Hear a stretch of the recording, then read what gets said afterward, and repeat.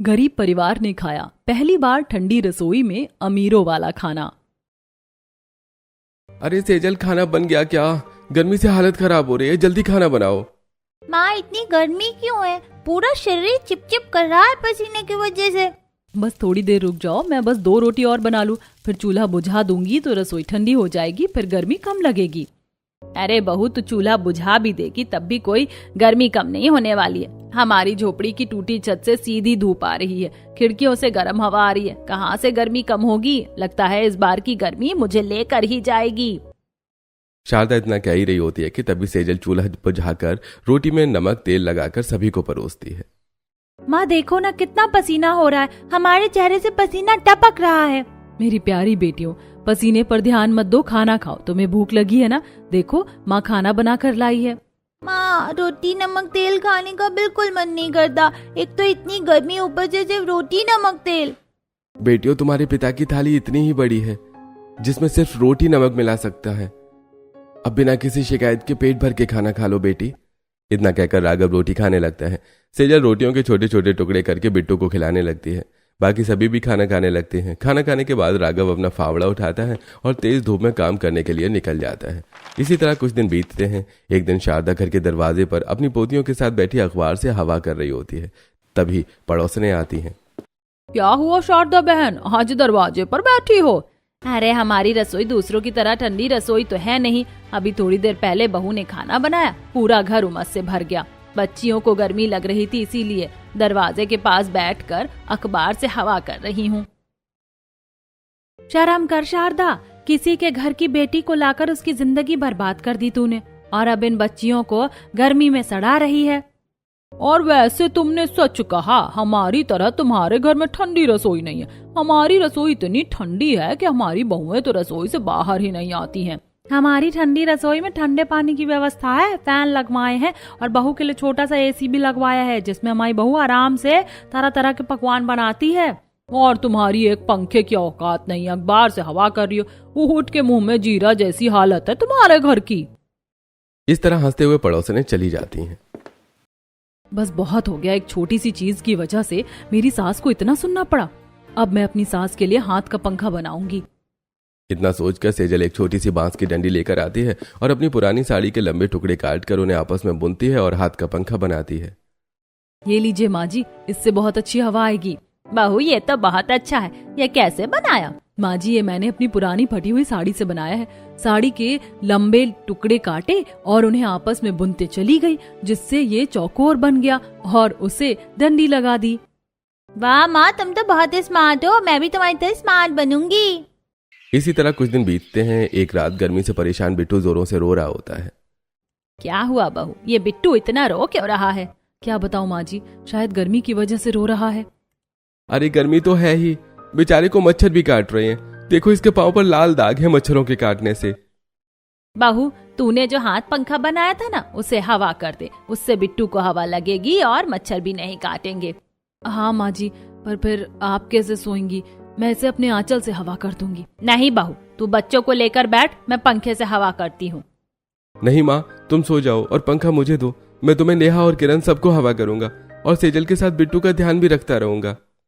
इतना कहकर मजदूरी से थका हारा राघव पंखा घुमाते हुए बिट्टू को संभालने लगता है। धीरे धीरे राघव की पलकें भी झपकने लगती हैं। आप सो जाइए, ऐसे आपकी तबीयत खराब हो जाएगी। मुझे कुछ नहीं होगा, तुम भी सो जाओ, मैं सबको हवा करता रहूंगा। नहीं, आप सो जाइए, आपको कल काम पर भी जाना है। चुपचाप लेटो, बहुत बात करती हो तुम। मैं बिट्टू को भी संभाल लूंगा और तुम लोगों को भी हवा करता रहूंगा। वैसे भी अपने परिवार को अच्छी नींद देना मेरी जिम्मेदारी है। घर का सहारा बनना ही असली कमाई है, सो जाओ। इस तरह राघव सेजल को भी सुला देता है और बिट्टू को अपनी गोद में लेकर हाथ पंखे से हवा करता रहता है। इसी तरह रात बीतती है और अगली सुबह। वाह पापा, बहुत दिन के बाद अच्छी नींद आई। सभी को तो अच्छी नींद आई, पर तुम्हारे पापा रात भर जाग रहे थे। सुनिए जी, आज काम पर मत जाइए, देखिए आपकी आंखें लाल हो गई हैं। बस कुछ घंटे जागने से मैं काम पर नहीं जाऊंगा, इतना भी कमजोर नहीं हूँ। मजदूर का शरीर बहुत मजबूत होता है। तुम रोटी बना दो, मैं नहा कर आता हूँ। इतना कहकर राघव नहाने के लिए नदी की तरफ चला जाता है। भले मेरी रसोई ठंडी रसोई नहीं है, पर अगर मैं रसोई घर के बाहर बनाऊं तो घर में बच्चों और माँ को गर्मी नहीं लगेगी। इतना सोचकर सेजल अपने घर की मिट्टी का चूल्हा लेकर बाहर आती है और उसे लीप कर उसमें लकड़ियां लगाकर चूल्हा जलाती है। तेज धूप सीधा सेजल के चेहरे पर पड़ रही होती है। हे भगवान, मेरी तो गर्दन जलने लगी इस तेज धूप में। इतनी तेज धूप में राघव जी मजदूरी कैसे करते हैं? मुझसे तो बैठा भी नहीं जा रहा है। तेज धूप में बैठी सेजल आटा गूंथती है और रोटियां सेक कर अचार के साथ सभी को परोसती है और हाथ पंखे से सभी को हवा करने लगती है। माँ रहने दो, ये हाथ पंखा सिर्फ रात में ही काम करता है, इतनी गर्मी में इसका कोई फायदा नहीं है। वैसे भी कुछ बढ़िया अमीरों वाला खाना होता तो ठंडी रसोई में बैठकर खाने का मजा आता। ये रोटी अचार तो जैसे भी खा लेंगे। सभी खाना खाने लगते हैं। खाना खाने के बाद राघव अपनी कुदाल उठाकर मजदूरी करने चला जाता है। राम राम ठेकेदार साहब, आज क्या काम करना है? अरे आज तुम्हें मिट्टी खोदनी है, वो देखो वहां पर मिट्टी खोदनी है। जी साहब, हो जाएगा ठेकेदार साहब। इतना कहकर राघव कुदाली लेकर तेज धूप में पसीना पोंछते हुए मिट्टी खोदने लगता है। इस तरह दोपहर बीतती है। शाम के वक्त राघव पसीने से तरबतर थकी हालत में घर लौटता है। ये क्या हालत बना रखी है आपने? पूरा चेहरा काला पड़ रखा है। मैं कह रही थी आपको बाहर मत जाइए, आपकी तबीयत खराब हो जाएगी तो हमारा क्या होगा? कुछ नहीं हुआ है मुझे, बस धूप की वजह से चेहरा काला पड़ गया है, मैं ठीक हूँ। इतना कहकर राघव हाथ मुंह धोकर बिना खाना खाए सो जाता है। इसी तरह रात बीतती है। अगली सुबह राघव की आंखें काली और होठ सूखे होते हैं। देखिए, मुझे आपकी तबीयत ठीक नहीं लग रही, आज आप काम पर मत जाइए। काम पर जाते वक्त किसी को टोकना अच्छी बात नहीं होती है और मैं 3 बच्चों का पिता हूँ। अगर एक दिन दिहाड़ी पर नहीं गया तो अगले दिन इन्हें क्या खिलाऊंगा? अपने छोटे से बेटे का ख्याल कैसे रखूंगा? और मुझे बेटियों की शादी भी करवानी है। वैसे भी हम गरीबी में इन्हें पढ़ा भी नहीं पा रहे हैं। पर आपकी तबीयत का क्या? मुझे कुछ नहीं होगा। तुमने वो कहावत तो सुनी होगी ना, जब पेट में हो आग तो बीमार भी भाग। इतना कहकर राघव कुदाली उठाकर मजदूरी के लिए निकल जाता है और अपने ठेकेदार धनंजय के पास पहुंचता है। अरे कल तो तूने पूरा काम नहीं किया, एक दिन का काम था, तू चाहता तो कल ही पूरा कर देता। अरे साहब, गर्मी तो देखिए, मैं तो उसे कल ही पूरा कर देता, पर इतनी तेज गर्मी में काम करने में थोड़ी मुश्किल होती है। अरे दिहाड़ी देते समय अगर मैं तुझे कहूं कि मुश्किल हो रही है तो क्या करेगा? आज काम पूरा होना चाहिए, वरना आज और कल दोनों की दिहाड़ी मिलाकर एक दिन की दिहाड़ी दूंगा। नहीं साहब, ऐसा मत कीजिए, मैं अभी काम पूरा किए देता हूँ। इतना कहकर राघव कुदाली से मिट्टी खोदने लगता है। मिट्टी खोदते खोदते राघव को चक्कर आते हैं और वो राघव गड्ढे में गिर पड़ता है।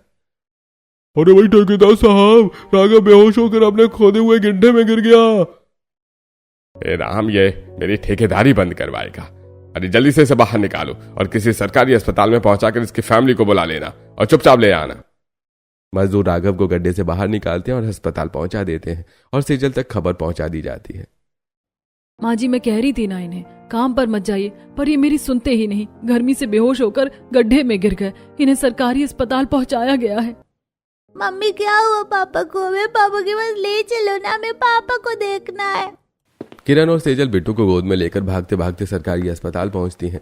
राघव जमीन पर माथे पर पट्टी और हाथ में प्लास्टर बांधकर बैठा होता है। ये क्या हो गया आपको? देखिए, इनके माथे में चोट आई है और कंधा टूट गया था। हमने प्लास्टर कर दिया है, पर 6 महीने तक ये अपने हाथों से कुछ काम नहीं कर सकती। डॉक्टर अंकल, आपने मेरे पापा को जमीन पर क्यों बैठाया है? कोई बेड नहीं था आपके पास? एक तो इन्हें जिसने पहुंचाया उसने पैसे तक नहीं दिए और ऊपर से आपको बेड चाहिए। पहले इनके पैसे भरिए। सेजल अस्पताल के बाहर आती है और सामने ज्वेलरी दुकान में अपनी नाक की नथनी बेचकर अस्पताल के पैसे भरती है और राघव को लेकर घर चली आती है।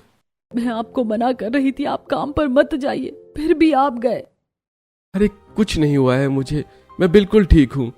कुछ दिनों में ये प्लास्टर उतर जाएगा और मैं दोबारा काम पर जाने लगूंगा। हरगिज नहीं, चाहे कुछ भी हो जाए, आप काम पर नहीं जाएंगे। 2 दिन बीतते हैं। 2 दिनों तक पूरा परिवार भूखा रहता है। आज किरण पेट पकड़कर बैठी होती है। मेरे भी पेट में बहुत दर्द हो रहा है। मेरा भी पेट जोर से मरोड़ रहा है, पर चुप रहना, कुछ कहना मत, वरना मम्मी को टेंशन हो जाएगी। नेहा, किरण, तुम दोनों कोने में पेट पकड़कर क्यों बैठी हो? सेजल, बच्चियों को कुछ बना कर खिला दे। लगता है भूखे पेट की वजह से इनके पेट में दर्द हो रहा है। क्या बनाऊं माँ जी? घर में आटा, दाल, चावल कुछ नहीं है। पूरा राशन खाली है और एक फूटी कौड़ी तक नहीं है। मुझे पता है, घर में जो थोड़े बहुत पैसे थे वो मेरी दवाइयों में लग गए। अब तो मुझे जाने दो, मैं कुछ तो मजदूरी करके लाऊंगा। बिल्कुल नहीं, अब मैं आपकी एक भी नहीं सुनूंगी। मैं गरीब हूँ, पर सुहागन होना मेरी सबसे बड़ी दौलत है।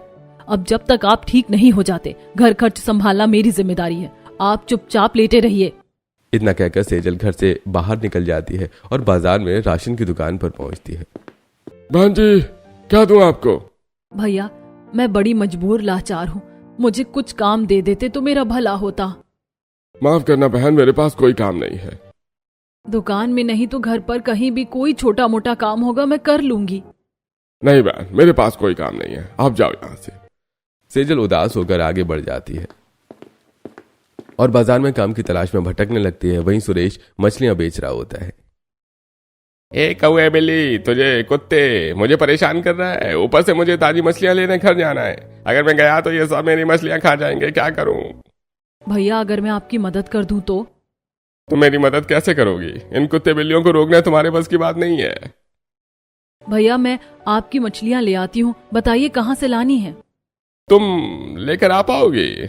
मेरे घर में ताजी मछलियां रखी हैं, पानी में लेकर आना पड़ेगा। जी भैया, आप जैसे कहेंगे वैसे लेकर आ जाऊंगी, बस बताइए कहाँ से लाना है? बाजार से दूर जो नदी है वहां मछुआरों की बस्ती है, वहां मेरा घर है। वहां जाओ, एक गमले में ताजी मछलियां होंगी, उसमें से 4 मछलियां थर्माकोल की पेटी में पानी में भरकर ले आना।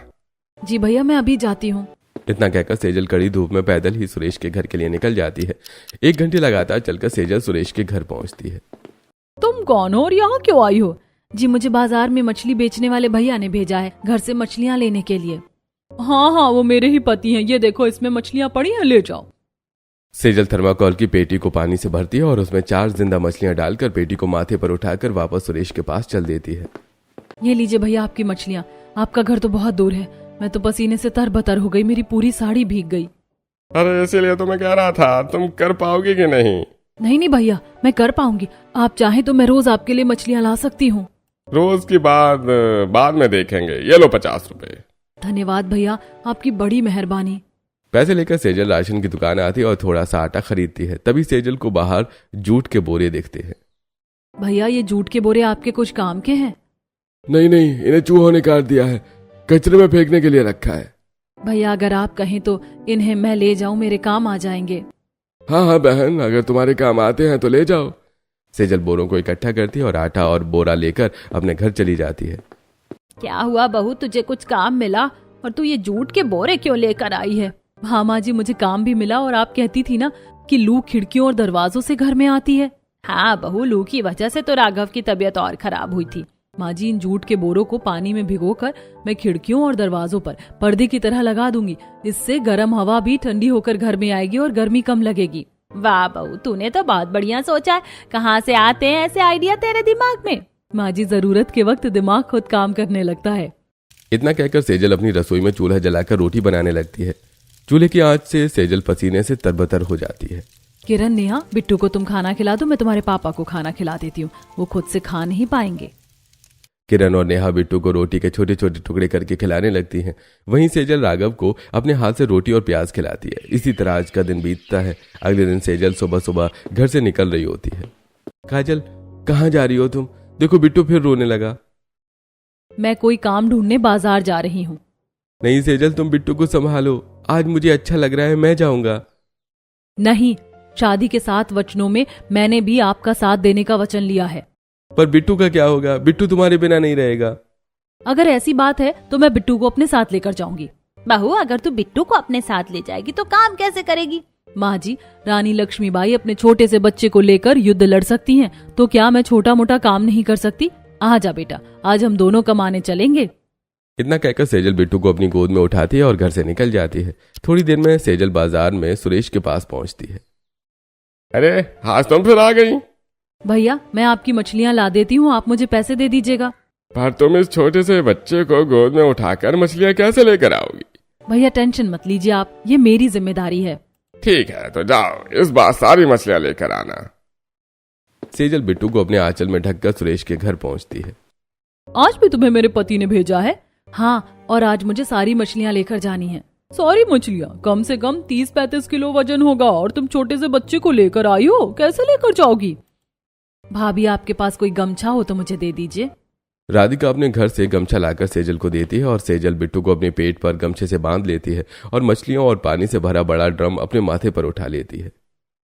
तुम इस तरह लेकर जाओगी मछलियाँ? एक काम करो, तुम रहने दो, इस तरह तुम मछलियाँ गिरा दोगी, सारी मछलियाँ मर जाएंगी, सब नुकसान हो जाएगा। कुछ नहीं होगा भाभी, मैं ऐसे ही लेकर जाऊंगी। ऐसी क्या मजबूरी है जो तुम इस तरह काम कर रही हो, और तुम तो बहुत कमजोर भी लग रही हो। भाभी, भूखा पेट काम करने की ताकत अपने आप दे देता है, आपकी मछलियों को कुछ नहीं होगा। इतना कहकर सेजल लड़खड़ाते हुए आगे बढ़ने लगती है। चिलचिलाती धूप से सेजल का चेहरा झुलसने लगता है और चेहरे से पसीना टपकने लगता है और बिट्टू रोने लगता है। अले ले मेरा बेटा मत रो, तू तो मेरा राजा बेटा है, बस थोड़ी देर मम्मा तुझे दूध पिलाएगी। चिलचिलाती धूप में बच्चों को पुचकारते हुए सेजल 1.5 घंटे पैदल चलकर सुरेश के पास पहुंचती है और मछलियों से भरा ड्रम नीचे रख देती है। अरे तुम पागल हो गई हो क्या? अपने बच्चे को इस तरह बांध कर ये ड्रम लेकर आ रही थी। ये पकड़ 200 रुपए, और कल से मेरे पास काम करने की जरूरत नहीं है। ये काम तुम्हारे लिए नहीं है, कोई दूसरा काम करो और अपने बच्चे को संभालो। निराश होकर सेजल पैसे लेकर अपने घर पास पहुंचती है। तभी कुछ पड़ोसनें सेजल को देखकर अपनी नाक सिकोड़ते हुए कहती हैं, अरे वो देखो शारदा काकी की बहू कैसे पसीने से तरबतर है, साड़ी पूरे पसीने से भीगी हुई है, उसी में अपने छोटे से बच्चे को पकड़ा हुआ है। अरे कैसी बदबू भी आ रही है इससे, मुझसे तो ये बदबू बर्दाश्त नहीं होती। ऐसा लग रहा है किसी सड़ी हुई मछली और पसीने की बदबू मिल गई हो। ये तो चलता फिरता कूड़ा लग रही है, छी। अरे इसके पास एक अच्छा सा साबुन भी नहीं होगा? साबुन छोड़ो, इनके घर में तो नहाने की भी व्यवस्था नहीं है, घर के पीछे नदी के पानी से नहाते हैं। ये सारी बातें नेहा और किरण घर की चौखट पर खड़ी सुन लेती है और पड़ोसनों के पास आती है। आंटी, अगर मेरी मम्मी से बदबू आ रही है तो किसने कहा है आपको मेरी मम्मी को सूंघने को? और आंटी, अगर हमारे पास नहाने के लिए साबुन नहीं है तो हम क्या आपका साबुन चोरी करने आते हैं आपके पास? देखो तो, एक गरीब ऊपर से हमसे जुबान लड़ा रही है। हमने तो कुछ नहीं कहा था, शुरुआत तो आपने ही की। इसे कहते हैं जैसे को तैसा। नेहा, किरण, क्या बदतमीजी है? मैंने तुम्हें बड़ों से ऐसे बात करना सिखाया है? चलो घर के अंदर। सेजल नेहा और किरण को, कुछ दिनों में ये प्लास्टर उतर जाएगा और मैं दोबारा काम पर जाने लगूंगा। हरगिज नहीं, चाहे कुछ भी हो जाए, आप काम पर नहीं जाएंगे। 2 दिन बीतते हैं। 2 दिनों तक पूरा परिवार भूखा रहता है। आज किरण पेट पकड़कर बैठी होती है। मेरे भी पेट में बहुत दर्द हो रहा है। मेरा भी पेट जोर से मरोड़ रहा है, पर चुप रहना, कुछ कहना मत, वरना मम्मी को टेंशन हो जाएगी। नेहा, किरण, तुम दोनों कोने में पेट पकड़कर क्यों बैठी हो? सेजल, बच्चियों को कुछ बना कर खिला दे। लगता है भूखे पेट की वजह से इनके पेट में दर्द हो रहा है। क्या बनाऊं माँ जी? घर में आटा, दाल, चावल कुछ नहीं है, पूरा राशन खाली है और एक फूटी कौड़ी तक नहीं है। मुझे पता है घर में जो थोड़े बहुत पैसे थे वो मेरी दवाइयों में लग गए। अब तो मुझे जाने दो, मैं कुछ तो मजदूरी करके लाऊंगा। बिल्कुल नहीं, अब मैं आपकी एक भी नहीं सुनूंगी। मैं गरीब हूँ, पर सुहागन होना मेरी सबसे बड़ी दौलत है। अब जब तक आप ठीक नहीं हो जाते, घर खर्च संभालना मेरी जिम्मेदारी है। आप चुपचाप लेटे रहिए। इतना कहकर सेजल घर से बाहर निकल जाती है और बाजार में राशन की दुकान पर पहुंचती है। बहन जी, क्या दूं आपको? भैया, मैं बड़ी मजबूर लाचार हूँ, मुझे कुछ काम दे देते तो मेरा भला होता। माफ करना बहन, मेरे पास कोई काम नहीं है। दुकान में नहीं तो घर पर कहीं भी कोई छोटा मोटा काम होगा, मैं कर लूंगी। नहीं बहन, मेरे पास कोई काम नहीं है, आप जाओ यहाँ से। सेजल उदास होकर आगे बढ़ जाती है और बाजार में काम की तलाश में भटकने लगती है। वहीं सुरेश मछलियां बेच रहा होता है। ए कौवे बिल्ली, तुझे कुत्ते, मुझे परेशान कर रहा है। ऊपर से मुझे ताजी मछलियां लेने घर जाना है। अगर मैं गया तो ये सब मेरी मछलियां खा जाएंगे, क्या करूं? भैया, अगर मैं आपकी मदद कर दूं तो? तुम मेरी मदद कैसे करोगी? इन कुत्ते बिल्लियों को रोकना तुम्हारे बस की बात नहीं है। भैया, मैं आपकी मछलियां ले आती हूँ, बताइए कहाँ से लानी है? तुम लेकर आ पाओगी? मेरे घर में ताजी मछलियां रखी हैं, पानी में लेकर आना पड़ेगा। जी भैया, आप जैसे कहेंगे वैसे लेकर आ जाऊंगी, बस बताइए कहाँ से लाना है? बाजार से दूर जो नदी है वहां मछुआरों की बस्ती है, वहां मेरा घर है। वहां जाओ, एक गमले में ताजी मछलियां होंगी, उसमें से 4 मछलियां थर्माकोल की पेटी में पानी में भरकर ले आना। जी भैया, मैं अभी जाती हूँ। इतना कहकर सेजल कड़ी धूप में पैदल ही सुरेश के घर के लिए निकल जाती है। 1 घंटे लगातार चलकर सेजल सुरेश के घर पहुंचती है। तुम कौन हो और यहाँ क्यों आई हो? जी, मुझे बाजार में मछली बेचने वाले भैया ने भेजा है।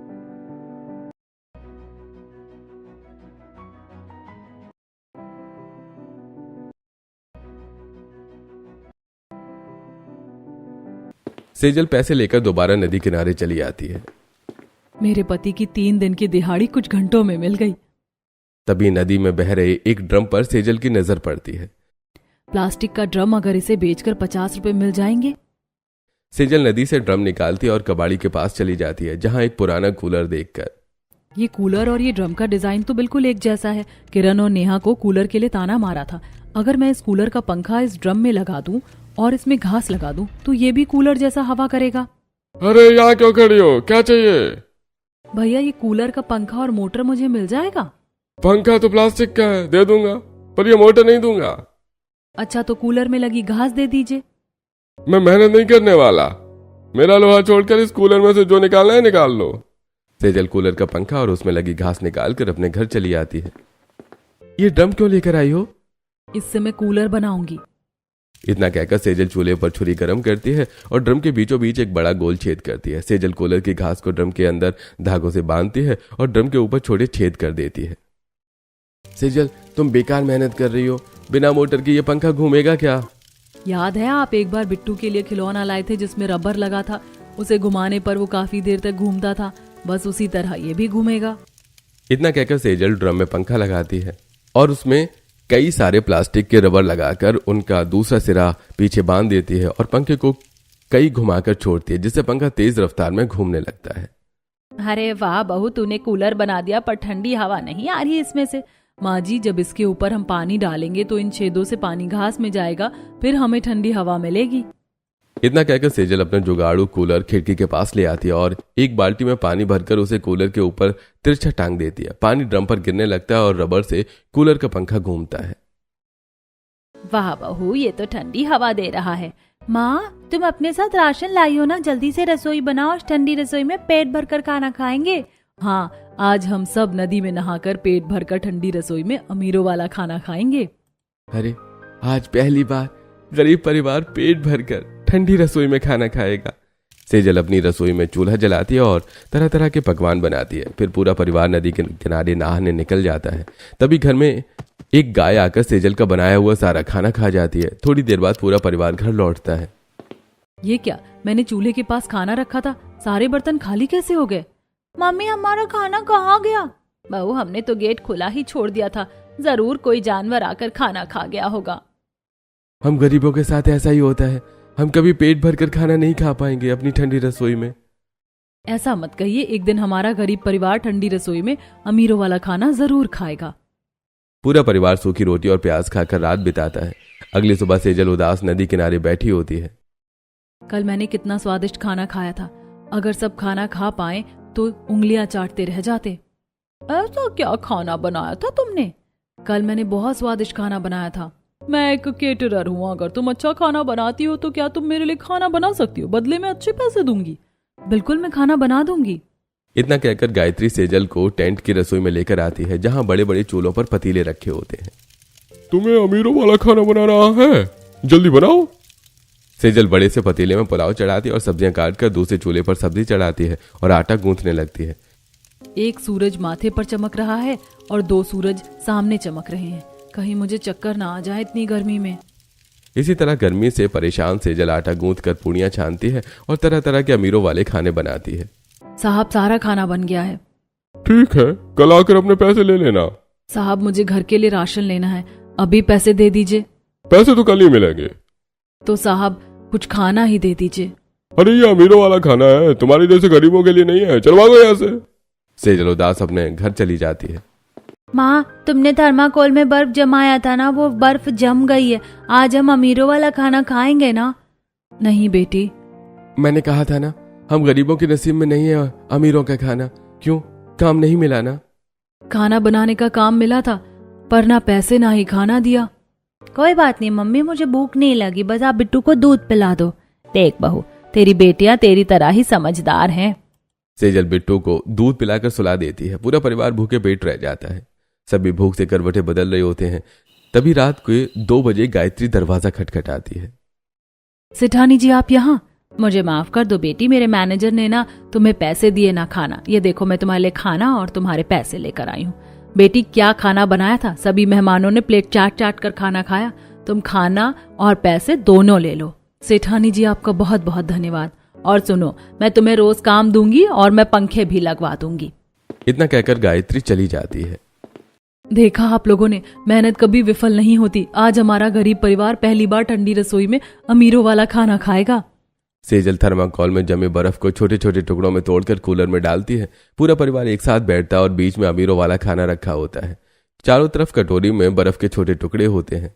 वाह बहू, ये गुलाब जामुन तूने बनाए हैं? हाँ माँ जी, सबसे आखिर में बनाए थे। ये पूड़ियाँ पुलाव सब कितना टेस्टी है। माँ मुझे तो ये पनीर की सब्जी बहुत पसंद आई। और बिट्टू को देखो रसगुल्ला कैसे खा रहा है, इसे तो रसगुल्ला ही पसंद आया है। इस तरह गरीब परिवार पहली बार ठंडी रसोई में अमीरों वाला खाना खाता है। अब सेजल और राघव गायत्री के पास नौकरी करके अच्छे पैसे कमाते हैं और अपनी बेटियों को अच्छे स्कूल में पढ़ाते हैं।